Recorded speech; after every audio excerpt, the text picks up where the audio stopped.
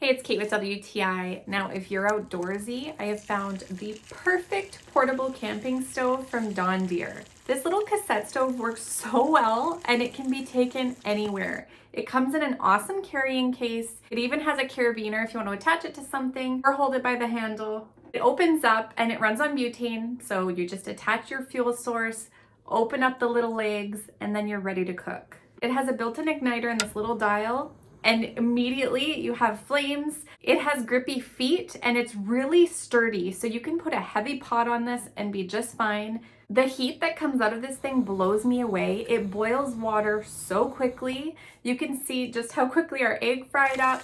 It works like a dream.